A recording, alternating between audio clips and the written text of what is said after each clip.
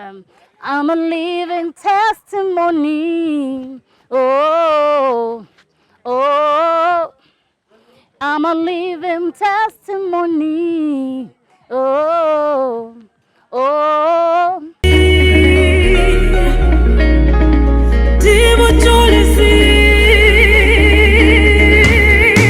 Akasiza chitange tindio mukwabo bewaja eminsiri wanzija mu bunya wansumululera amagombe teganyinza wampanguza ensi fananye Danieli mu mpologoma onkubye webale. I'm a living testimony. Oh, oh, I'm a living testimony. Oh, oh. So finally musibenga siraba nonzibula maso Mukama ebyali bisibya magenda gange wanyamba nsumulula sebo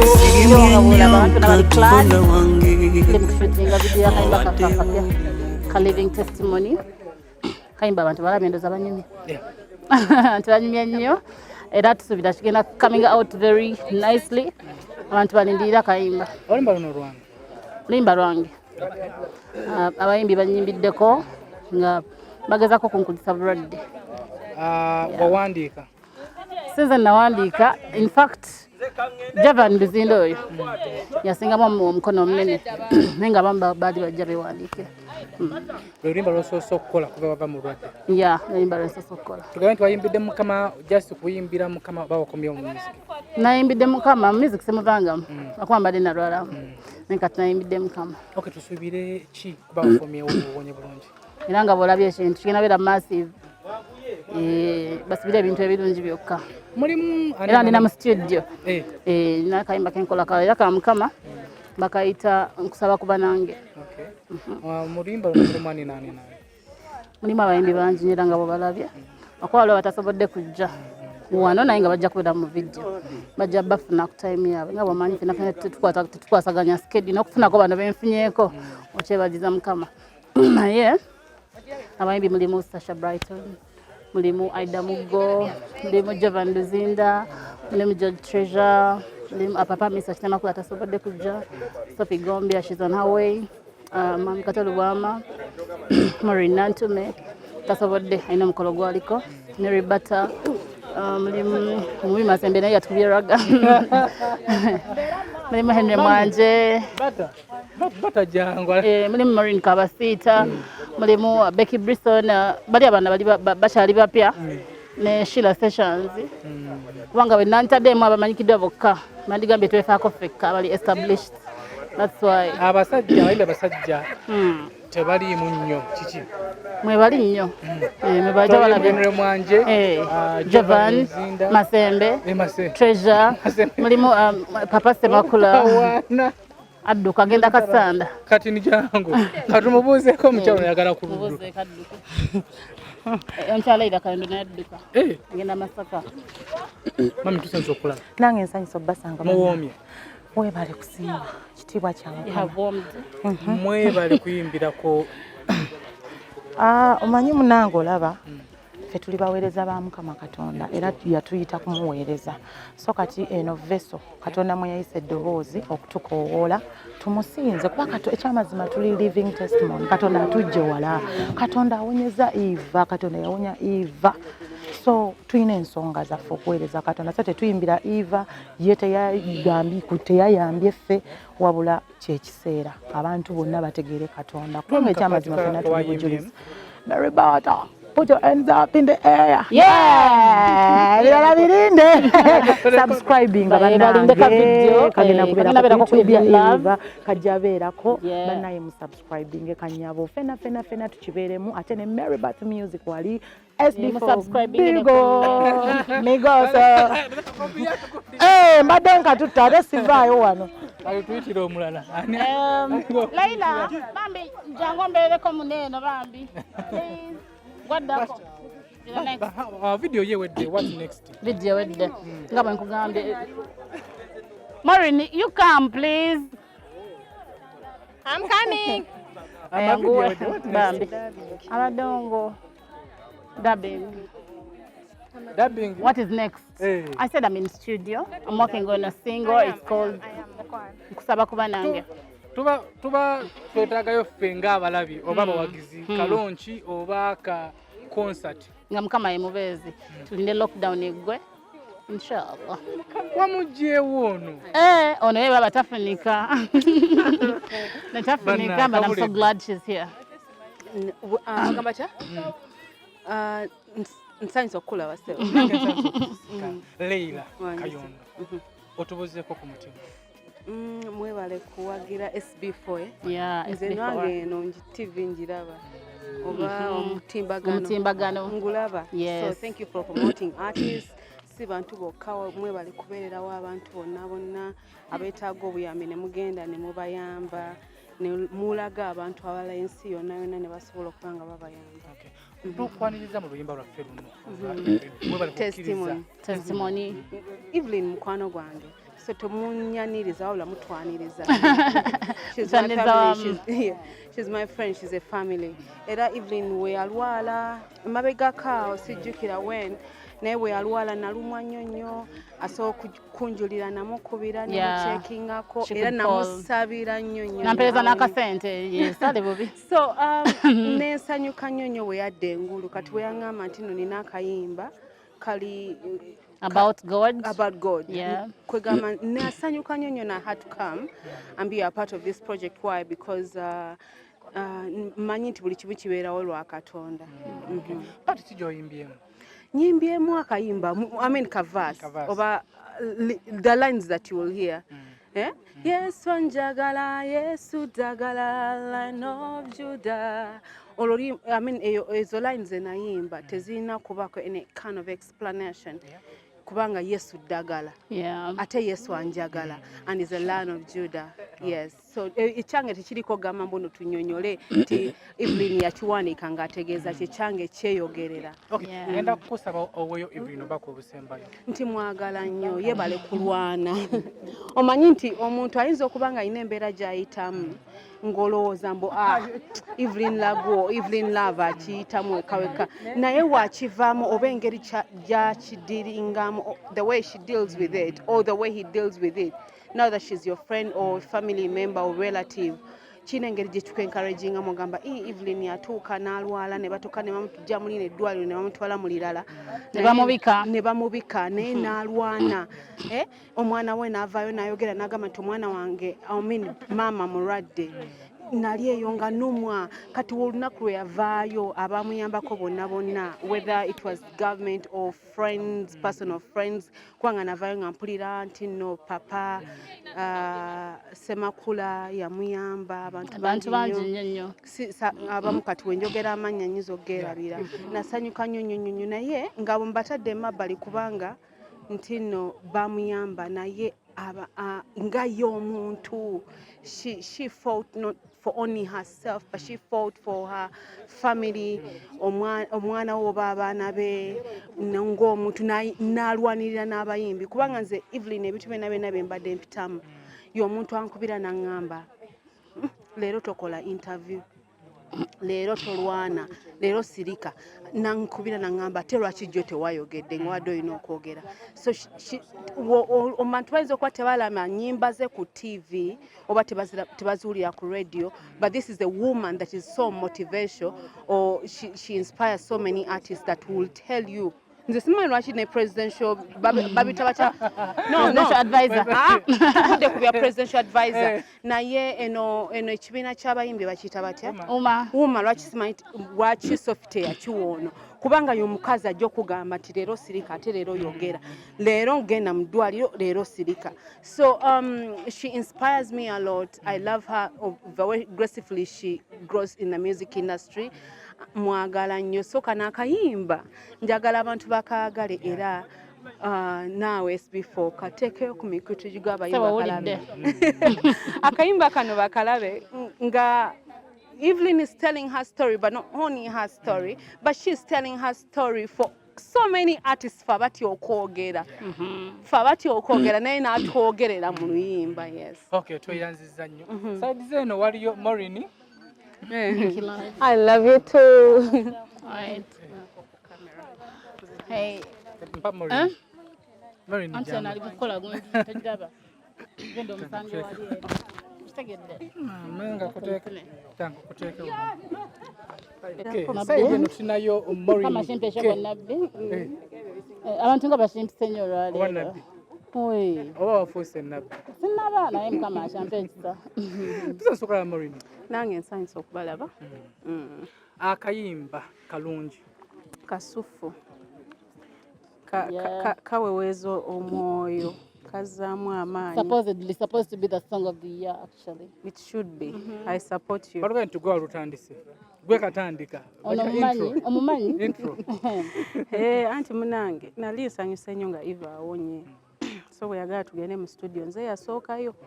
Neziruka misinde.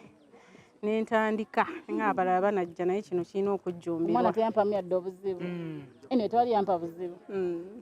Abadde yeekweseemu naye abadde yeekweseemu kikyo kituufu naye amanya bya music oba olina biwamuko break nonoonyaako kawogo somewhere else nekirala ekikulu kya byonna mulamu alabika bulungi nga bwamulaba ate kati ali sweet 12. Okay, Morini, akayimba wakayimbira kunyumirwa wakayimbirwa Evelyn? Naluyimbirwa Evelyn kubanga manyi janiye from way back actually. Mba mwalaba video yange yakasengejja Eva yali mukwano gwange nga ye tanatandika ye solo career. Twali mu fusion fenna. Era Eva actually yantwala Entebbe ono gwe mulaba ono. Yeah, so Eva mmanyi the banga then and she's been a tight, close, inspirational friend of mine. So okuluyimba honestly tekyali lwa nsonga ndala. Kali kululwe naye ate nange nenyumirwa nensinza. Okay, kati nga gwe obaka bw'osobola okuba ba radio presenters oba ba TV presenters naddala bano abakola mu system ekuba ennyimba ku video eno gye mukoze olunaku lwaleero. Ekisookera ddala eno video erimu abayimbi bangi okitegeera. I think it is one of the videos erina okuzannyibwa ennyo kubanga eshokesinga abantu bangi mu styles ez'enjawulo ate ng'erina message ndowooza egatta abantu bonna kubanga abantu bonna balina obujulizi but most importantly nti no Eva waffe waali. Yes. Okay, tuyimbiremu ku party gye wayimba gwe nga gwe.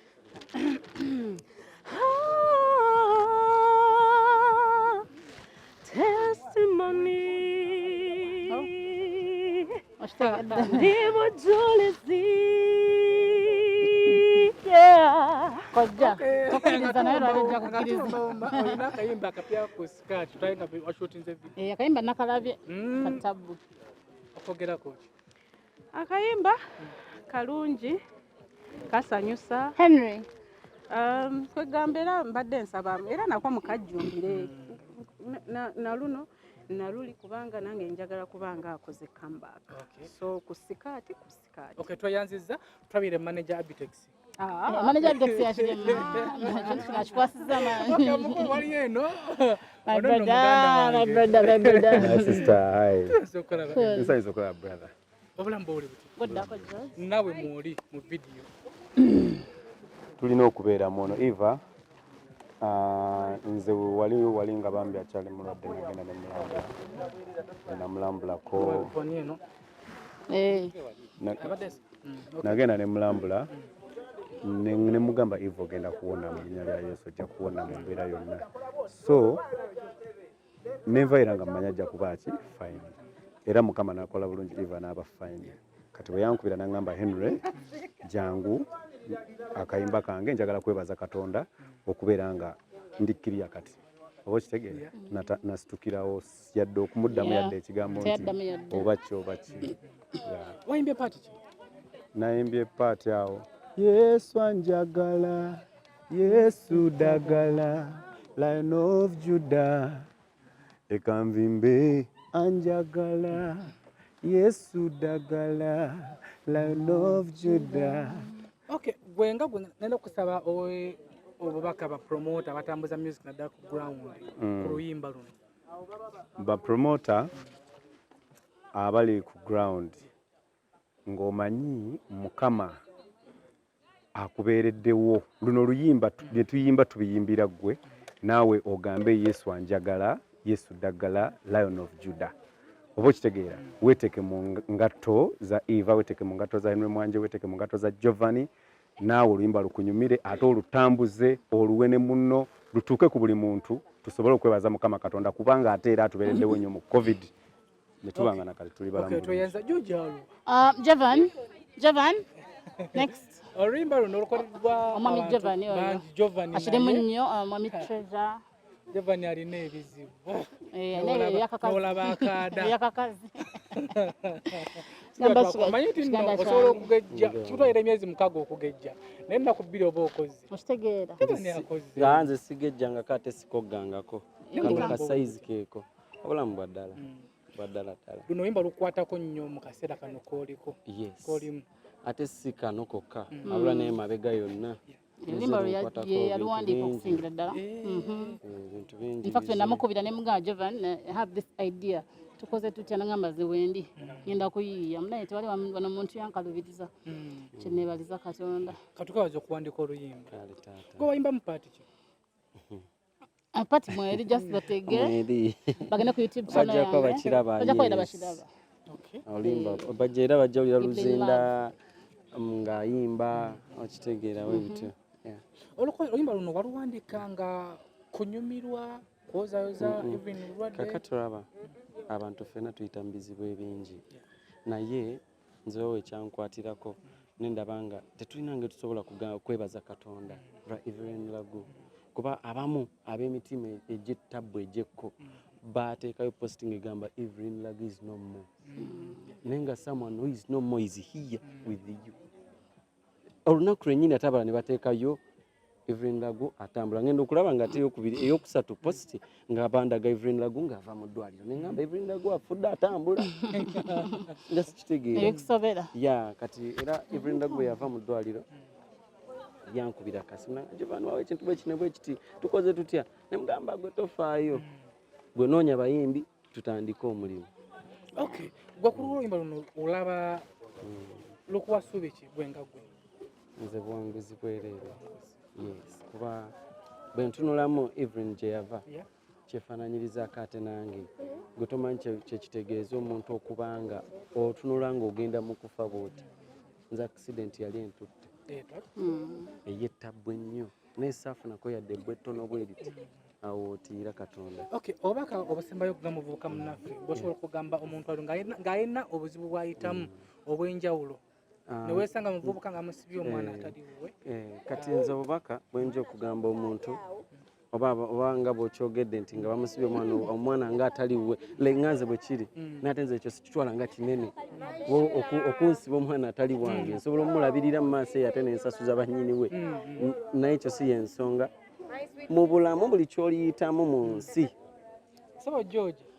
oba Mukama ky'alikuwa mu nsi oba n'ogwa mu kizibu ekinene ennyo oba olumu kitwale nga advantage oleme kiraba bulabi nti ekyattabbu nnyo kiyinzise leero kijjeemu noonyaamu ekirungi mu kyo eyo eba package Katonda gy'akuwadde okubeera nga olwana nayo osobola okuzuula ekituufu ekiri munda oba kaŋŋambe ekirungi ekiri munda mu kyo.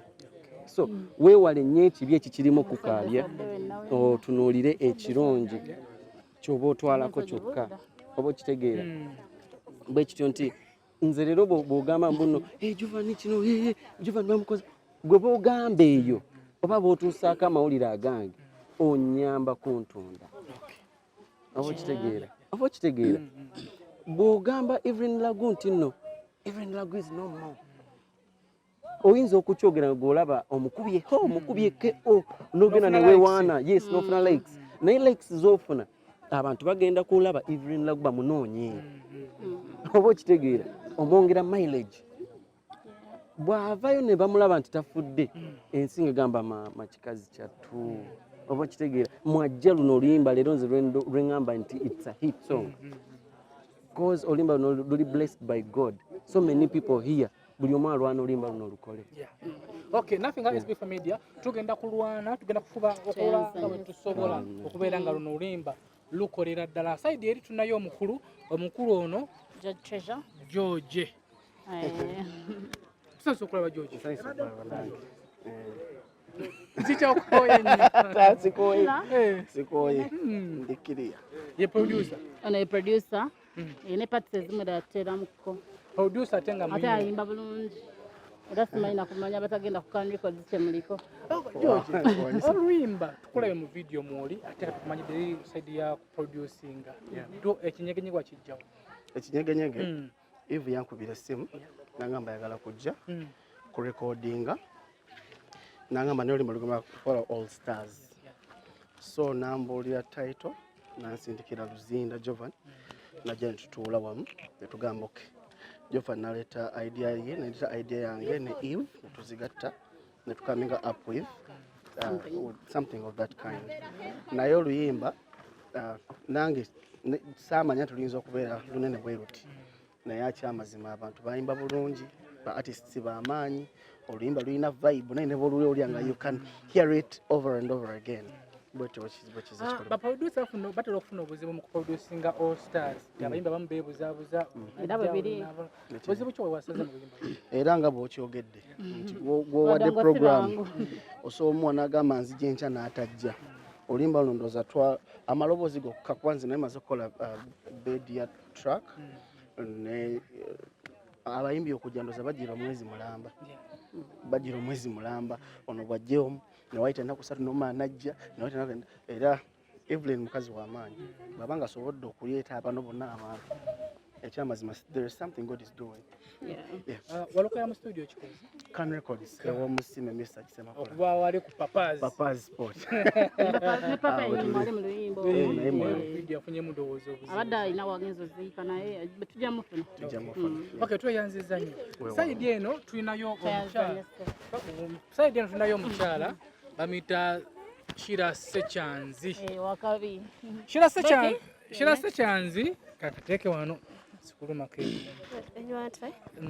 Shira Sechanzi alina akayimba kasinga okunkolera ak'ensenene. Alina akayimba akalala akensinga okukolera kayita Simboozi. Womugyewa abantu bano bannaye si bangu bakufuna naye nabakukunuddeyo Mukamooli nze situdde nange kyatubuuzeeko. Balamusizaako mikwano mwenna abandaba amannya gange nze Shira Sechanzi omuyimbi wammwe Ombwatsi. Okay, mu luyimba luno tuwe mu kapeera ka pati gy'oyimba. Yegwe mpanguza kale nanunula Mukama weebale living testimony. Shira tokisusa. Shira. Gwenga ku mutima kakoledde ki? Ku mutima. Akayimba ako mu butuufu abakompiti ku Aida. Nenda mwesobola kibanyonyola naye nga kankutte nnyo ku mutima olw'embeera Muganda affe obulamu bwe mwenna mulimanyi teryatambulaba. Ne masembe nga lwakwebaza Mukama Katonda kuba buli muntu alina byayitamu ng'omuntu obulamu kyokka kikumala okwebaza Mukama Katonda so musanyufu nnyo olw'oluyimba luno. Waliwo naakola mulaike gwe nga gwe mu kulaba okuko n'obaka bwosobola okugamba abapromota abali eyo abakola ku radio kuba ennaku zino music yakyukamu wakupika nnyo nnyo. Tusaze magezi kyokola nga tuluteeka mulayini lukole tukakole muntu. Mukwano wenna abakola ku mativi abakola ku radio n'obwombefu obw'ekitalo mbasaba nze Shira Sechanzi mutuyambe mutukubireko kayimba kaffe. Nange ndi muyimbi muto naye nga noonya manager singa nfuna omuntu aliyo nannyambako nange nsobola okuba owakabi oba oliawo okusingako wano wendi. Ate manager oli yalaga wagwali oli? Manager kimukwano wabawo bapromota ekyokuba kyogedde sinze wamma kiri nti wofuna music mubaamu okuyambako naye nga manager kintu kirala. Manager muntu musiga nsimbi ateekamu ku ssente kubanga music kuteekamu. Oyo waabaayo noonya. Okay, saidi eno tulinayo nkwetolole yatwala kuli omutima kati nakalulu nakatago saba mugamba kanene negolo otamanyi kamanya Akayimba mbadde ntidde n'okutya SB kaberayo ng'abamanyi abalabi baffe abalaba SB4 MEDIA bambi mwebale tuwagira mwebale kuwagira abayimbi mwebale kuwagira bannakatembu banze ddi kyekituufu byonna tamanyi naye kyali kyedi ekituufu wangi sinaba ondaba nempeta nze nkyanoonya sinoonya anyway Evelyn ye tuli family tubeera nnyo wamu Zubairi family naso yes tubeerayo nnyo mu Zubairi family ate ne mu kuyimba ebintu ebyenjawulo ate tubadde nga wamu nnyo mu bulwadde kati nga tuteekwa buteekwa okubeerawo okuwa testimony paati gye nayimbye egamba Becky wants jawala muba mulekwa bwotyo nontuza n'abalangira nzatalina ssuubi lya kusoma bwotyo nonteekako omukono gwo ogw'ekisa atamanyi Becky yaliko mu ayijari alimu yaliko ewa revival band bannange yaliko mu revival band sawa zino tukola naye mu Zubairi family saidi eri tulinayo omukyala tuyanze Aida Kifaalu otambuza bashanyimbiddeko mubuziza lwaki wanyimbiddeko ati namuyimbiddeko ekisooka obugulu kuwa bujulizi kuba yatuwadde omukisa ekisookera ddala obukulu buli omu okuwa obujulizi obumukwatako ekyokubiri tubaddewo nnyo mu bulwadde teri atalabye mbeera ya Evelyn gy'ayiseemu twatuuka n'okuyungula ku maziga most especially ffe ng'abazubairi family twakaaba amaziga gaali mangi mirundi egisinga obungi malaria ag'enjawulo so naffe twali tulina okubaawo okuwa obujulizi Okay, tweyanziza nnyo Aida Kifaalu jangu teweebuzaabuza Aida Kifaalu onobaga munanfaanana amaaso gange malungi nnyo nagenda present lwaira mujja kikkiriza Aida Muggo nina amatama owakazigo nange gajja yasaza akaviiri tolina akazigo gakomawo kazigo tujja kukatemamu tubuuseeko bane yabalaba SB4 MEDIA mwebale kubeerako mwebale kulaba yenze Aida Muggo mu luyimba luno kusomozebwa kikosinza okufuna mu mulembe luno sirina tolina kusomozebwa sirina bulungi video tugimaze kati tulinda video kuggwa gende kumpewo tuweemu paati gy'oyimbe mu luyimba luno paati gy'onnyimbye egamba Aida Muggo nsiimye nnyo Mukama webale okunonda Hami laba tukwebaza fabaali bapangisa teri atukonkona kama wamaanyi gweganga Aida Muggo myaka mito waliwo omwana omuwala ali eyo alina obuzibu obw'enjawulo okusinza ku luyimba luno muwerezeeyo okusinziira ku luyimba luno nti oli ne bw'aba afunye obuzibu bwonna taggwamu maanyi taggwamu ssuubi essuubi litandika naawe gwe essuubi lyo abalala ne bakwongerezaako nti gyokoma okwemalamu essuubi oli ne bw'alikuwa atya oba tosobola kwekkirizamu so weteekemu nti ye gwe essuubi litandike naawe Okay, tweyanza Masembe Sebo omukulu ono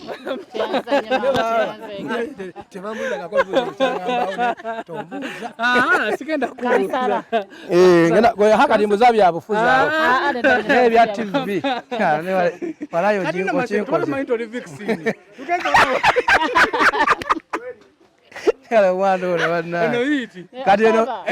kati kubanga ensonga eziriwo mwana ono kyankoze tuwemu ku paati gy'oyimbye nali ngenza kola mawulire mu studio kakana wuuyo Jovani aliwa oyo Jovani n'aleeta ebintu n'agamba mbu oyimbe bino n'ampandikira ebidduka biwanvu ko producer wa yogereramu mwogezi era nayogereramu mwogezi kali n'agamba Katonda mwesigwa teryamufaanana tugende maaso kansala omulamba andi kati kansala nga womanye ebyo nabina bimu byengenda okukolera abantu bemakindye ebirungi nsose nembalaga nti abaana balina talenti ngenda nabayimbira era nafuna omukisa nonzikiriza nenja nenyimba sayimba nayogera bwogezi nenja nenjogera nayogerako eri eggwanga oga nali mpisawo message ya nti katonda ntaddeko amafuta nafunye kaadi ya NUP tuludde nga tukola amawulire even ng'omukolako stories ez'enjawulo tusaba mwoyo obubaka nasooka omukolako ne big boss mwani asinga era yayogera nnyo ebigambo yawanda nnyo omuliro nnyo n'amaanyi big boss baba yaddawa obubaka bw'osobola okuwayo Evelyn Lagu okusinza ku luyimba luno lwamuyimbidde kati oluyimba kyoba omanya lwakabi nnyo era yiiti e Kampala terugenda kugwako paka kwega naffe tugenda lulekawo olaba lulina omuntu gwe lusitudde nange mbadde simusuubira mbu ajja kubaamu bali babiri oyo atudde awo mawulire nga basita nereyira abo bo tebasitukasituka naye nga babakoze otya ni nabo mwebale Masembo oli mu mawulire era nga ffe kati tusawayo bannamawulire obubaka naddala bakola mu department za music ku luyimba luno bannamawulire mwena bakola ku njala balukuba oluyimba sagala nakirala bakuba oluyimba luno kubanga oluyimba nabo nyiri bakwatako teri kintu kitabeeramu Katonda ate buli muntu engeri gyayingiramu amawulire oyitamu kati ngaoyo yakutte kamera enyini oyo laba olina muzanyisaako firimu yakutte kamera namuzanyisaako firimu kati fena tuli tulina gye tuvudde naye nasanyukira Katonda nti olina wootuuse Katonda na Isima wuyo ataddeko omubiri alina n'abakazi Isima tolina abakazi bangi Isima olina abakazi bangi kati kwegambera byetolola Katonda oluyimba balukubise fujjo buli wamawulire buli TV yona balukubise fujjo lutuuke ku buli muntu ate kino butalukozesa oli mu Katonda telugenda kuba lodi kansala ngenda tula walukwago ero C5 Makindye West 3 nenga abantu bemakindye mwena bulazi ogenda kumpa akalu ne family yo yonna kankasaba nokasaba nkabasaba wadde muli bannange nsaba kalulu tebakulemba era kituufu n'omukyale waka mugambe wadde mukozera munnaffe buli omu nade kirungi nyo era ne twesabira n'okwesabira akalulu teri kisinga ekyo naye ng'okinkoze baaba tweyanziza Evelyn ngafumba katumala kuyita omukyalo ono noono omukyalo oyo omukyalo ono njagala omukwanjulira mu butongole omuyita Hamida Ndagire ye mukyala CEO wa Rhythm Records ye yatuwadde vidiyo eno yagituwadde buwi ng'abantu nga mukwano gwange nanteekamu ssente sijasoose okunkolera yankolerako dda vidiyo eyolimba lwange I love you limba olujjukira bulungi lwagenda ne Nigeria lwagenda Nigeria nelikola soundtrack mu filimu emu so omukyalo ono abagala okukola vidiyo bamutuukire bamuyita Hamida Ndagire emubuuze lwaki anjagala nnyo nange simanyi amanyina kuntwalako ku lunch tubuuze okuli otya ndi mukwano ogamba tya Rhythm eri etya Rhythm tegamba ekola birungi byereere kasooka twebabaza okutuwa vidiyo kuba omuntu akuwa nagamba nti nkuwadde kubanga na vidiyo badde balirirwamu bukadde 5 ekyo kinkakatako kikolera Lagu nga tekuli location tekuli lwaki omwagala no just Lagu muntu mulungi alina omutima mulungi muntu ayagala abantu nange kyankakatako okumwagala nganze omuntu toli muyimbi siri nina studio y'abayimbi ekwata audio ekwata video ekwata film tukola ne cartoon animation obulango ne film tusangibwa Kabuusu Mbugo stage otuukaawo Rhythm Records sekuvula tukwa ku ssimu yo oyamkuba ku ssimu yange waliwo ojja okubako ekyodo nga nfunye emergency no esimu napangisiza genda okunkwata vidiyo naye simu tulina essimu nnyingi za njawulo oyinza okuba yanga neebase wabawo eya producer wabawo eya videographer neya manager essimu nnyingi za njawulo tweyanziza Rhythm Records enamba togigabya abantu abagala okukola vidiyo enamba bajja kuba ku 0756 075608 0756 yeah 0756 neera 08. Okay, tweyanziza Mukyalo oli eno mbanjulira omukyalo ono waliwo omuyimbi omu yamuyimbiranga obuyimba bungi nga tetumanyi biki byoyogera ate mbadde simanyi tondirya omukyalo ono muzanyi wa movie era nga bali mu kibiina kye kimu ne Evelyn Love wayimbye atimba sebo omukyalo atimbidde wano lwaleero alina n'omulala gwatimbye naye lwakuba yagenze tusanze okulaba tubuuzeeko banembalamusiza mwenna akola ne makeup wali ku Equatorial Mall atubulire nsobola kulwaki ampita muula bannange wamanga tubivaako tetubyogerako naye amannya bampita Manisula Mwavita Matovu nga ndi muzannyi wa movie enkola nkadde season enkola ezaffe bebasookawo wadda ono mulaba kati ekinene kimukoona nkola nkadde kyategeeza nti nno siri waleero si waluzannya lwange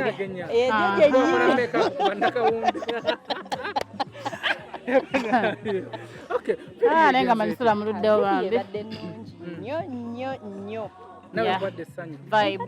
tondabye amazina g'enkoonyi siya ate goyagala nkulage kati nga saagaddamu tusaba kugweka ennyini weebaze ku bantu abaddewo mu vidiyo abatekereze emirimu gyabwe ne bajja ku lwa Evelyn Love. Nebaza buli omu asobodde okubeererawo Eva mu vidiyo ye nabo abatasobodde kujja nabo kale time olumu egenda obudde bugenda ne bugaana naye nze nkimanyi bali wamu naye era bamwagala nnyo kyekituufu Eva muntu mulungi ffenna tubadde n'ebyokukola naye tesobola lekerera Eva ye muntu ne waaba alina 10 osobola omugamba siina ne mutwala 5 ekizibu ky'okusanga wano ewaffe kizibu nnyo okusanga mukazi munno n'omugamba mpaayo nusu 2 era ajja kugamba mutima gwe bye nnina ate mbimuwe naye Eva musharinga babiri atuka nti oli ku nkonga ya kukubo wadda asayide tunayo bakasangwawo kawakadda tulinayo amandi waluzanyalo nedda kyombuza sayide eri tulinayo sayide eno tina Rovi's makeup mukyala tukozeko ffenna abadde mu vidiyo webala omulimu era njagadde bambi naye abantu bamutegeere bamuwe ku mirimu wakola makeup yenna baga weyogereko naawe gange nze Doreen Rovis page yange osobola okunfunako Rovis makeup nkola makeup yenna kuva ku special effects beauty oyagala mikolo buli kimu kikola ekikwatagana ne makeup ndi muzanyi wa film ndi mukozi wa film era ndi muwandiisi wa film balugabe nti nera watuwadde offer ku vidiyo eno kituufu Evelyn muntu wafa nti kati tuba tulina omubeerawo mu buli ngeri yonna kuba munnaffe naye lwaki mulina omukwano mungi eri Evelyn Love? Tetulina mukwano mungi njagalika Evelyn alina omukwano mungi eri abantu so buli muntu weesanga akusise n'akola n'akweta ku sayidi ye oluyimba luno gwe nga gwe wobadde oluwuliriza oba wobadde nga mu vidiyo okola makeup oba nga mu vidiyo obaddemu kiki ekikujjidde mu bwongo naddala ku nsonga ya Mukama Katonda eyakutonda? Kuggulibwa ensi yonna buli muntu afune ekitangaala nze kyendaba nti teri atasobola kuwangula buli muntu asobola okubeera omuwanguzi olina kubeera nga weekiririzaamu nakwekiriza Mukama. Enamba yaffe gwe weekiririzaamu Facebook page yange nkozesa Doreen Rovis noba osobola okuncontactinga nina ne gundi yange email address yange doreen.nachito@gmail.com era nawe osobola okunfuna then ne page yange Rovis makeup. Enamba y'essimu kunoonyeza nga agala okufunako enamba yange tugireke fanaawo kuba tukyabitegeka byonna bikyali awo mu space bamunoonyezeko sayidi naye nga pages zange kweziri osobola okunfuna bulungi nze Sekitto kirungi Liini kakati muula nga tetunabasa banneebazeeko abawagizi baffe bonna beebale kwagala Evelyn Lagu bakimanyi nzannya naye buzannyi naye buli nnaku nafunanga message Eva ali atya nga basobola yita mu inbox ye naye nga bakimanyi tali fine ne bakuweereza Eva ali atya omanyi nze bampita muganda we bana ono mukyala jjajja wange wamona omulaba namwe banaye mumulaba omulaba nkola nkadde azino kala tabalaba kala zino kale nenkola nkadde eriwa kiriwo tulina okwebaza Mukama olw'obulamu bwa muganda waffe ono singa si ku lulwe tetwandibadde wano naye Mukama yasinga buli kimu.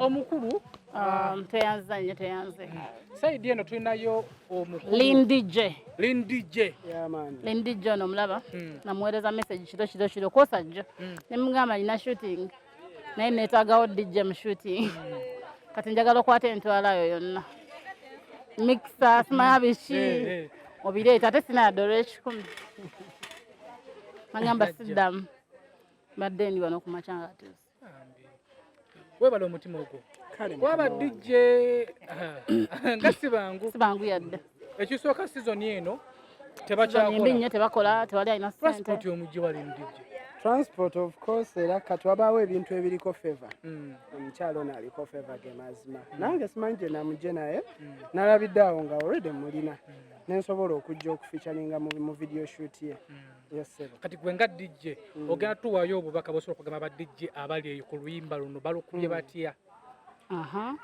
ekisooka kya byonna njagamba oba oli awo nti ba DJ tuteekinga part nene mu promotinga music newankubadde nti bo abayimbi abamuyimba tebakiraba oba oli awo bagenda abayimbi bano ne baba nga bavaluwinga nnyo oba barankinga nnyo ba DJ ab'amaanyi kati osobola okwewuunya lwaki Eve teyayise DJ w'amaanyi kunsinga naye naayitanze okitegeera kati kwegamba agezaako okusitula okitegeera kuba ndi DJ muto ndi upcoming DJ omuto naye naatasobola kuyita ba swati b'amaanyi abo baani naye naayitanze waliwo ensonga nti ye muntu ayagala okusitula abantu abali wansi okitegeera abateeke ku top so ba DJ nja bagamba nti bazanye music nze ngombo yange ngamba nti siri muyimbi buli luyimba nga lulimu engoma walutambula lutya nze nduzanya kubanga nsinze mba naluyimba oyimba luno oli mu BPM ki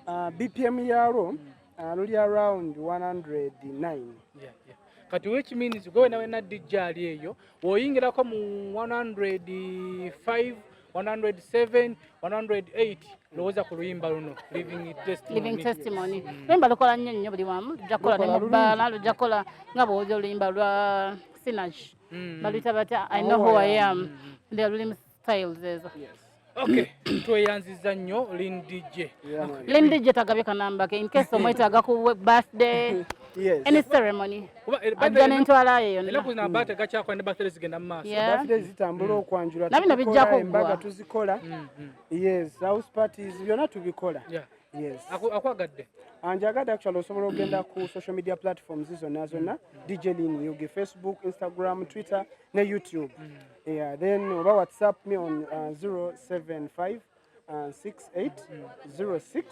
123 tweyanziza nnyo Lin DJ Evelyn obaka obusembayo bosobola okugamba munnayuganda ali eyo omuwagizi wa Uganda omuwagizi wo obanga si muwagizi wo naye ng'ayagala music abagala music abawagira Evelyn abawagira Ugandan music chance okwera dada kubebaza thank you so much for supporting us mwebali nnyo twagala mugende maaso notwagala kayimba kano kabaweereza mwenna kwe kali ku YouTube channel yange kwe kali ku radio stations zonna kagenda kujja ku TV zonna keep on requesting era oba subscribing or subscribing you can share leave a comment ashtegera nimba tul sharing let's make Jesus viral kubanga nolimba lwa Mukama tusembeyo nakapera kulimba kayimba I'm a living testimony